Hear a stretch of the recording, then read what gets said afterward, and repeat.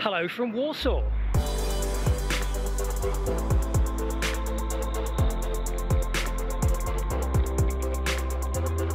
Warsaw is the largest city in Poland with a population of about 1.7 million. It's becoming increasingly popular with tourists. So what does it have to offer? It's a beautiful town. It's Best places are the Warsaw Rising Museum and the Centrum Copernic. I like the city, and as I told my friend, it's a really crowded city with people, really full of life. When you arrive in the centre, you'll immediately notice the Palace of Culture. It's the tallest building in Warsaw, and it dominates the skyline. This Art Deco building was a gift from Stalin. Originally titled Joseph Stalin's Palace of Culture, the name was changed after his death as a part of de-Stalinization. Inside you'll find cinemas, theatre and a museum. And at the top, there's a viewing gallery. Well, this is the queue for the viewing gallery, so it doesn't look like I'll be going up there today. If you do want to go up there, then make sure you buy a ticket online beforehand and be prepared to wait for a couple of hours.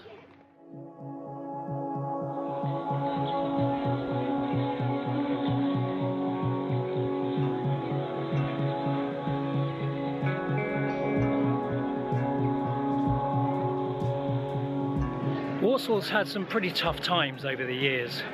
Occupation, destruction and communist rule. Thankfully these days the city's doing pretty well and the economy's booming. It is said that Warsaw was once the most beautiful city in Europe. Sadly, during the Second World War, almost this entire old town was destroyed. What I explain to people when I walk them around is that they have to imagine that this city was fully destroyed, and everything they are seeing, even what looks old, in fact it's not. It was rebuilt from pictures, from paintings. It has a really beautiful picture, but not like history. It's like interesting place to have a rest, to see this place when you're first visiting this town. Here you'll find an array of cafes, restaurants and street performers, as well as an abundance of scooters. The old town is well worth a visit. So from here, we're going to head on down towards the river.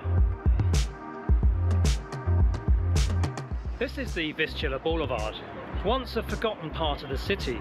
It's undergone serious redevelopment in recent years. It's a popular place, especially at weekends.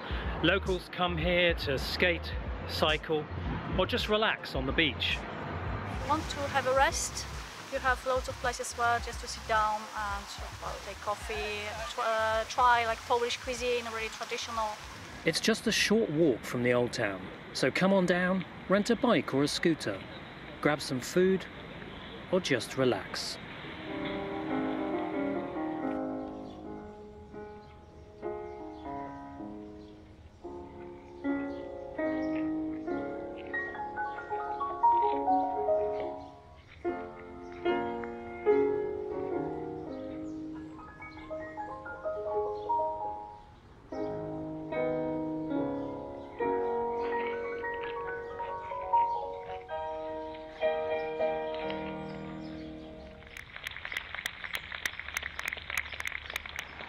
Poland's most famous export is probably the pianist and composer Frédéric Chopin. Every Sunday in the summer you can come here to Chopin Park and enjoy a free piano concert. It's really large and it's really good to just walk around with friends. There is a lot of parks everywhere. It's the scale of the city as well. You can wander, you can walk around easily. And the spirit, the mindset, it's not too busy like you could have in Paris or somewhere else. There are like royal castles in Wilanów and Lesenki. So I think these places are the most popular and the best to visit and to have a rest. The park can be reached by taking the tram from Centrum to Plac Unii Lubelski. From there it's about a 15-minute walk. Other places you should consider checking out in Warsaw. The Warsaw Uprising Museum is an interesting walk through the history of the uprising, detailing the events leading up to it and the aftermath. It's definitely worth a few hours of your time, and it's free to enter on Sundays. If you're allergic to everything like me, a good restaurant to check out is La Cantina. They have many gluten-free options. They also have gluten-free beer. Well, that's it from Warsaw. If you're planning a trip to Poland, then do consider this city, because it does have a lot to offer tourists.